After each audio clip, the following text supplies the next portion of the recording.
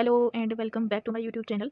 हम पढ़ रहे हैं UGC NET JRF paper 1 EVS. ठीक है, तो इतना हमने पढ़ लिया था। Development in environment, millennium development goal क्या है, सस्टेनेबल डेवलपमेंट गोल्स क्या है, और कल हमने एयर पोल्यूशन पढ़ा था, वाटर पोल्यूशन पढ़ा था, सॉइल पोल्यूशन पढ़ा था। ठीक है, आज हम पढ़ेंगे waste. Waste solid, liquid, biomedical, hazardous, electronic waste. ठीक है, तो स्टार्ट करते हैं। तो वेस्ट क्या होता है? वेस्ट क्या है? Anything that is not useful. कोई भी चीज़ जो हमारे लिए यूजफुल नहीं है उसको हम वेस्ट बोलते हैं। तो वेस्ट क्या है? कोई भी चीज़। ठीक है, कोई भी चीज़ जो हमारे लिए यूज़फुल नहीं है, फ़ायदेमंद नहीं है, उसको हम वेस्ट बोलते हैं। ठीक है, क्या बोलते हैं? वेस्ट बोलते हैं। तो वेस्ट को हम ट्रैश भी बोलते हैं और गार्बेज भी बोलते हैं। ठीक है, तो वेस्ट क्या होता है? कोई भी अनवांटेड मटेरियल। ठीक है, कोई भी अनवांटेड मटेरियल जो हमारे लिए यूज़फुल नहीं होता है। Waste is nothing but any unwanted material which is not useful to humans called as, हम उसको क्या बोलते हैं? वेस्ट। अब टाइप्स ऑफ वेस्ट आते हैं।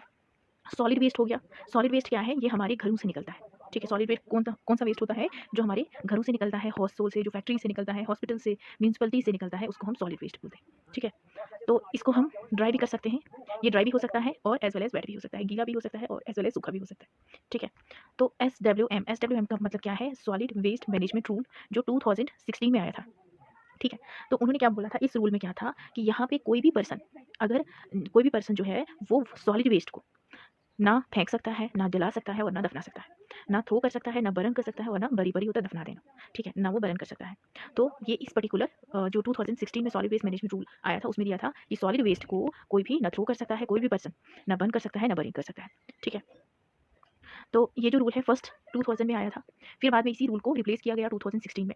किस प्रिंसिपल के through? Principle of segregation at source. इस प्रिंसिपल के थ्रू। पहले ये कब आया था? पहले ये 2000 में आया था, बाद में इसी को रिप्लेस किया एंड 2016 में लाया गया। ठीक है, अब मैंने आपको बोला कि वेस्ट ड्राई भी हो सकता है और वेट वेस्ट भी हो सकता है। तो वेट वेस्ट कौन सा है? ये जनरली लिक्विड फॉर्म में होता है। ठीक है, यहाँ बोल सकते हैं ये स्लज स्लरी फॉर्म में होती है। मतलब गाढ़ा कचरा जो होता है, गाढ़ा कचरा, सब्जियाँ जो बनी हुई होती है, जो गल सड़ जाती है, ख़राब हो जाती हैं, जो हम खाना बनाते हैं वो ख़राब हो जाता है, तो ये कौन सा वेस्ट होता है? इसको हम वेट वेस्ट बोलते हैं।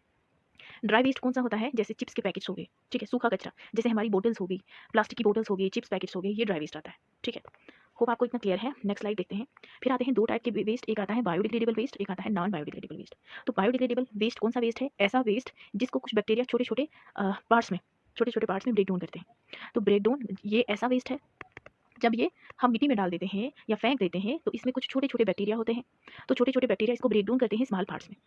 मतलब जो बैक्टीरिया है, बैक्टीरिया फीड करते हैं, खाते हैं। ठीक है, तो ऐसा वेस्ट जिसको कुछ बैक्टीरिया छोटे छोटे पार्ट्स में ब्रेक डाउन करते हैं। ठीक है, तो बैक्टीरिया फीड करते हैं वेस्ट को, और उस वेस्ट को छोटे छोटे पार्ट्स जैसे कार्बन डाइऑक्साइड हो गया, मीथेन हो गया, वाटर, ठीक है, छोटे छोटे मॉलिक्यूल्स में ब्रेक डाउन करते हैं। अब एग्जाम्पल क्या आती है? जैसे डोमेस्टिक वेस्ट हो गया, जो घर से निकलता है कचरा, पेपर वेस्ट हो गया, पील्स वेजिटेबल्स के जो छिलके होते हैं, फ्रूट्स वुड्स हो गए, म्यूनिसिपल सॉलिड वेस्ट, जो ग्रीन वेस्ट जो भी घर से निकलता है, मैन्यूअर्स वेस्ट, ये सारा किस में आता है? बायोडिग्रेडेबल वेस्ट में। तो बायो का मतलब होता है लाइफ। ठीक है, डिग्रेड डिग्रेड क्या होता है? जब हम उसको गल सड़ा देते हैं, गला, ठीक है, गला सड़ा देते हैं। तो यहाँ पे देखो ये जो एग्जांपल है ये बायोडिग्रेडेबल वेस्ट की होता है। तो बायोडिग्रेडेबल वेस्ट ऐसा वेस्ट होता है जब हम वो वेस्ट फेंक देते हैं तो वहाँ पे कुछ छोटे छोटे बैक्टीरिया आके उसको छोटे छोटे स्मॉल स्मॉल पार्ट्स में ब्रेक डाउन कर लेते हैं, मतलब वो गल जाता है। नॉन बायोडिग्रेडेबल वेस्ट कौन सा होता है? यहाँ पे जो ये वेस्ट होता है ना, ये डिकम्पोज नहीं होता है, ये गलता नहीं है, सड़ता नहीं है। ठीक है, तो it is harmful for our environment. ये ऐसा कचरा है जिसको छोटे छोटे जो बैक्टीरिया है, they can not feed up, they can not decompose, वो डिकम्पोज नहीं कर सकते हैं इस पर्टिकुलर वेस्ट को। ये इन्वायरमेंट में जिस फॉर्म में जाता है उसी फॉर्म में ये सालों साल रहता है। फॉर एग्जाम्पल प्लास्टिक बैग्स हो गए, ग्रीन बॉटल्स हो गई, कैंस हो गए, हार्डवेयर हो गए, ये सारी एग्जाम्पल्स किसकी है? नॉन बायोडिग्रेडेबल वेस्ट की। ठीक है, फिर आता है म्यूनिसिपल सॉलिड वेस्ट। तो ये जो म्यूनिसिपल सॉलिड वेस्ट होता है ना, ये ना रिसाइकेबल होता है, हम इसको रिसाइकिल नहीं कर सकते हैं। ठीक है, ना रिसाइकेबल है। हम इसको क्या कर सकते हैं? रिसाइकिल।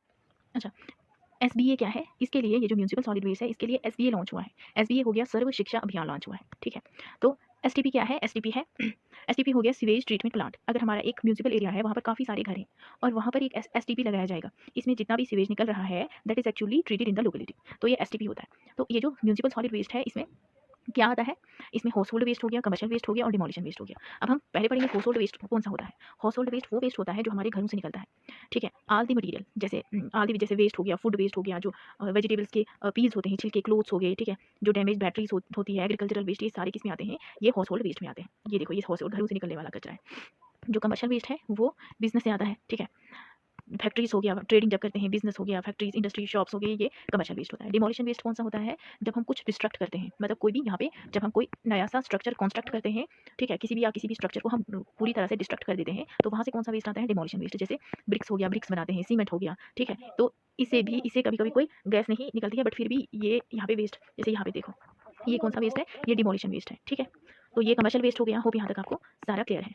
फिर आता है एरोबिक और एनारोबिक। तो एरोबिक क्या होता है, जब हम हाई टेम्परेचर पर जो भी हमारा वेस्ट होता है, जब हम उसको हाई टेम्परेचर पर जलाते हैं, ठीक है, मतलब जो ऑक्सीजन लेवल होता है वो बहुत ज़्यादा होता है हाई, उसको हम एरोबिक बोलते हैं, ठीक है। एरोबिक को हम इंसिनरेशन भी बोलते हैं, मतलब जो भी हैजार्डस वेस्ट होता है उसको जब हम हाई उनका जो ऑक्सीजन लेवल है वो हाई रखते हैं, उसको हम एरोबिक वेस्ट बोलते हैं। एनारोबिक वेस्ट कौन सा होता है, यहाँ पे जो भी हैजार्डस वेस्ट होता है उसको हम लो टेम्परेचर पर बर्न करते हैं, और यहाँ पे ऑक्सीजन जो होती है ना रिक्वायर कम होती है, लेस होती है। तो बर्न हम कंट्रोल्ड कंडीशन, मतलब जो ऑक्सीजन है वो कंट्रोल्ड ऑक्सीजन में जलाते हैं, तो उसको हम क्या बोलेंगे, एरोबिक बोलते हैं, ठीक है। और इसको हम पैरोलिसिस भी बोलते हैं, जैसे इसको हम इंसिनरेशन बोलते हैं, इसी तरह से हम इसको क्या बोलते हैं, that is called as pyrolysis, ठीक है।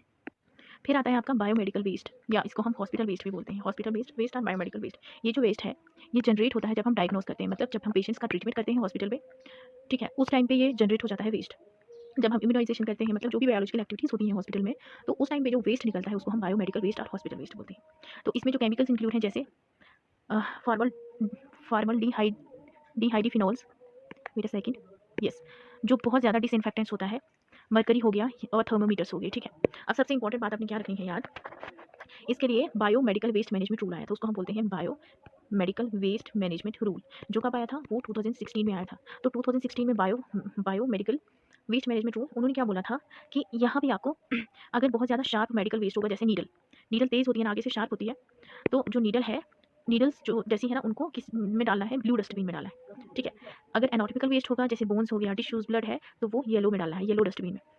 और प्लास्टिक जितना सारा है, जो भी प्लास्टिक निकलेगा हॉस्पिटल से, वो रेड डस्टबिन में डालना है, और जो केमिकल्स निकलेंगे वो ब्लैक डस्टबिन में डालना है, ठीक है। तो बायो मेडिकल जो वेस्ट है वो क्या है, इसमें एनाटॉमिकल वेस्ट आता है, जो भी डिस्कार्डेड मशीन्स हो गई, ये सारी चीज़ें इसमें आ जाती हैं, that is called is bio medical waste, ठीक है।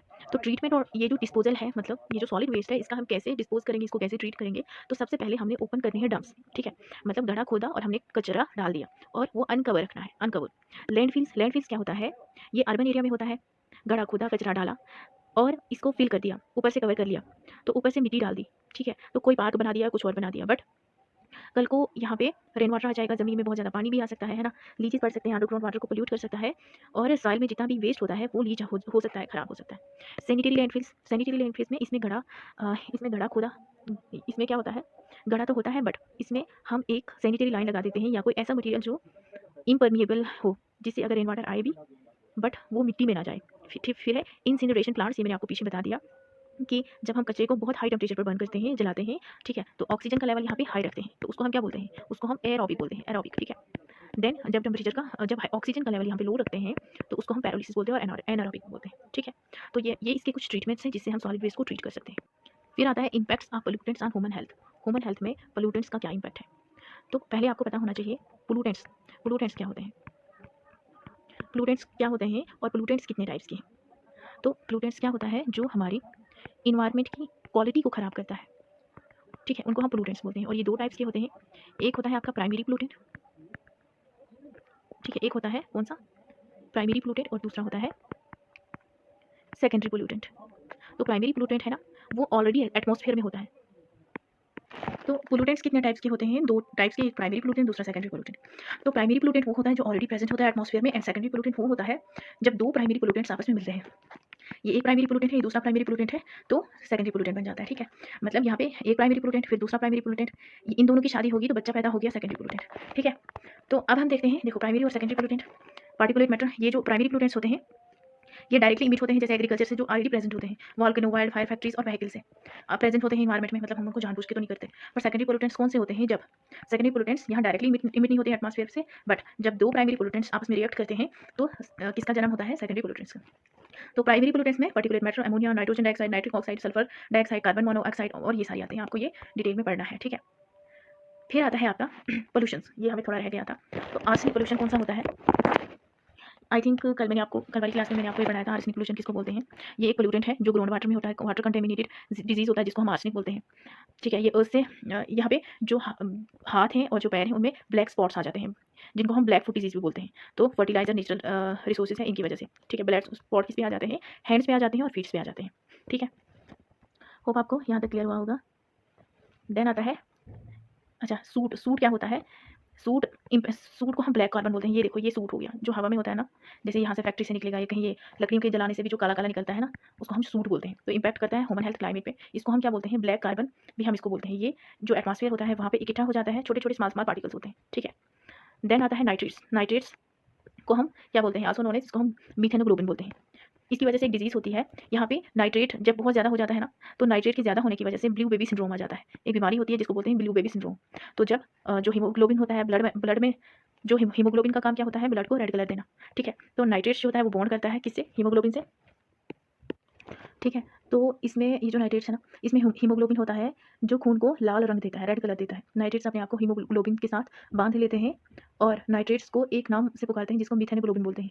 तो दैट इज़ यहाँ पे एक इसकी वजह से एक बीमारी हो जाती है जिसको हम बोलते हैं ब्लू बेबी सिंड्रोम, ठीक है। तो आज का टॉपिक यहीं तक रखते हैं, कल हम इसे आगे बढ़ेंगे। Okay bye.